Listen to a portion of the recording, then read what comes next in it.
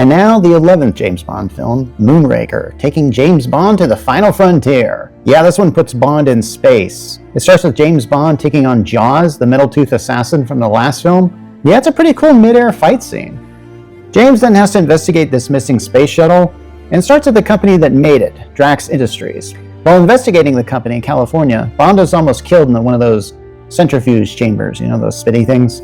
Now, a woman named Corinne Dufour leaks Bond some information on some glass made in Venice. So we cut to Bond at a glass factory there. Bond discovers the glass made in these vials that has this gas in it that can kill anyone within seconds. He then has a fight with Drax's henchmen, and he finds a lot of supplies that are heading to Rio de Janeiro. In Rio, Bond has another encounter with Holly Goodhead, a scientist at Drax Industries. He has seen her in California, then Venice, and he's deduced that she works for the CIA. They work together, they fall in love, and are almost killed by Jaws on a cable car. Jaws is almost killed in his attempt, but miraculously survives again because that seems to always happen to him.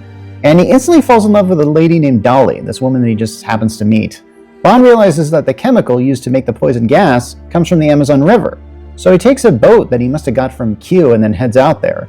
He's chased by several boats, including one driven by Jaws, but he uses the gadgets, like a pop-out hang glider, to escape before going over a waterfall.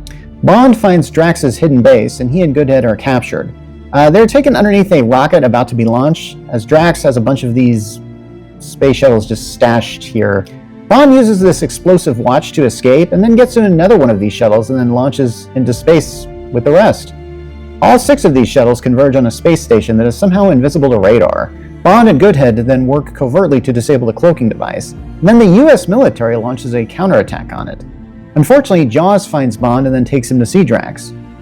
Here, Drax reveals his plot to destroy the human race with the poison gas he's been synthesizing, leaving only his space station crew alive. Of course, they intend to repopulate the world with their supposed perfect specimens, but Bond points out that Jaws and his new girlfriend Dolly are not perfect specimens. Jaws then joins Bond and then fights against Drax.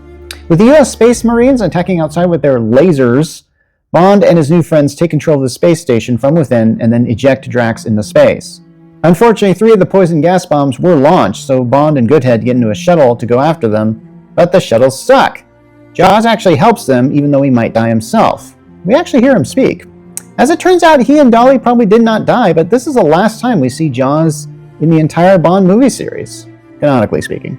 Bond and Goodhead then fly a shuttle to take out the 3 poison bombs with lasers and then escape in some kind of escape pod thing. Bond and Holly spend some more time together, only to be interrupted by their supervisors.